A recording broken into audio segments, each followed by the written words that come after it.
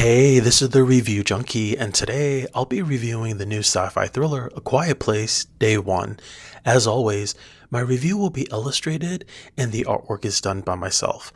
And if you like movies, art, and comic books, please hit that subscribe button because all my reviews are hand-drawn and I like to get to 1,000 subscribers soon so my channel can be official. This movie stars Lupita Nyong'o, Joseph Quinn, Alex Wolff, and Jaimin Hansu. It is co-written and directed by Michael Sarnowski. This is a non-spoiler review, so everything I discuss will have been shown in the trailer. Absolutely no spoilers. I'll tell you briefly about the plot, the characters, my pros and cons, final thoughts, and if this is worth checking out at your local movie theater. So the plot involves our good old alien friends who have ultra-sensitive hearing but zero eyesight. And this is an origin story, but probably not the one anyone expected. But this is day one of the attacks in New York City, and maybe this is also happening in some parts of New Jersey, but we don't know. And who cares about New Jersey, right? So Sam, played by Lupita Nyong'o, finds herself, like everyone else, trapped on the island of Manhattan and how she goes about surviving. So the trailer piqued my interest, but I wasn't exactly super hyped because this franchise was always fine in my opinion. It's not a must-see franchise, but this really shocked and surprised me in the best way possible. While I was watching this, it made me think, this is what the Resident Evil films wishes it could be.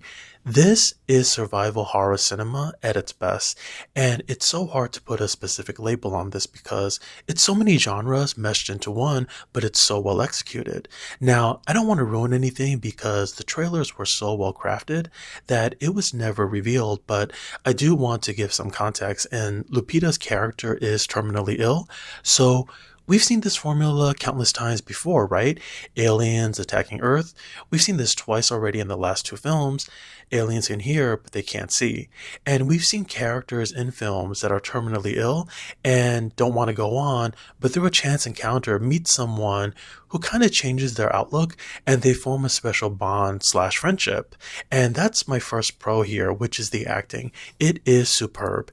Just when you think it's another creature feature or a run-of-the-mill dystopian end-of-the-world kind of film, this one ends up shocking and surprising me by injecting emotion into a film that one would not necessarily associate with a summer blockbuster alien flick. Lupita and Joseph really shine and they elevate the material. His character actually doesn't show up till about 1 hour in, but once the two make a connection, it's like they were BFFs for life. And her performance here is so good that when she cries, I cry.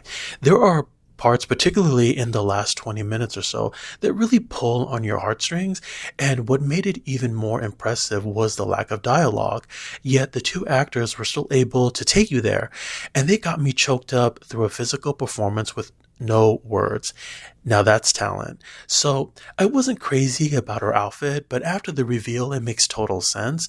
And there's also a subplot involving a particular destination that she's trying to reach.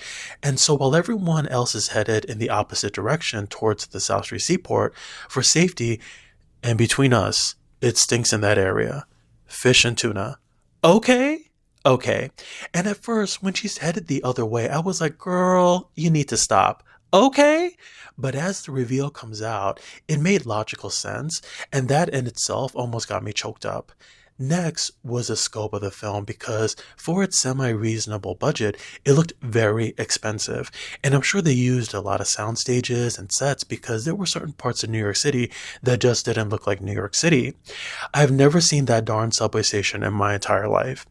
And there's also excellent tense moments, and I don't want to call them jump scares, but I guess that's what it really is, and every time they occurred, it was well done. It happens fast, it's sort of unexpected, and you just never know which way it was going. There are so many calm moments interrupted by excellent scares, and every time they got themselves in a new situation, I couldn't wait to see how they get themselves out of it. I just like the whole setup. I like seeing New York City empty. It had a COVID-19 quarantine vibe to it, and it was a little 9/11 as well. And I thought the question posed by the film is great because what would we do if this happened? Now, the cat is my favorite character, and you know they use multiple cats because one minute he's really fat, and then all of a sudden he looks like he lost 10 pounds in the next scene. Okay, Okay, so I have two minor gripes because if you're here to find out why the aliens are attacking, then you're out of luck. Because that was the primary reason I came to see this. It's called Day One, so they better give me Day One information. But nope, the movie poster teases this question, but it never got answered. The second is if you've ever been to New York City, then you know the logistics here are off because it starts downtown in Chinatown, and then there's a certain scene by a subway station on 59th and Lexington, and with all the chaos going on, there was no hell and no way they walked 59 blocks to get to Midtown. And then they're off to their next destination and back downtown, and somebody could break a hip walking 100 plus blocks. Okay? Okay, it's great they got their daily 10K steps in and exceeded that and burned a lot of calories along the way, but if you've been to New York City, then you understand where I'm coming from. So this brings me to my final thoughts, and this gets a high 9 out of 10 for me. This is one of the pleasant surprises this summer, especially when cinemas are low on content. We literally only have one blockbuster film per month, and this is one of the good ones. Yeah, it didn't answer the day one question, but the storyline and the friendship between the two main leads and the unexpected emotional connection really makes this a big win. This is well directed, and the director made some very smart choices, and I would definitely want to see what he does next. So this is a big green light from me and definitely something to see on the big screen where it's meant to be seen. So thanks again for checking out my review. If you like, please subscribe, helps the channel out a lot. Hit that thumbs up button. Feel free to share this with your friends. And if you happen to have a movie you'd like me to review, please let me know. I'd be happy to watch and illustrate it for a future video. Thanks again, and I hope the pictures put a smile on your face.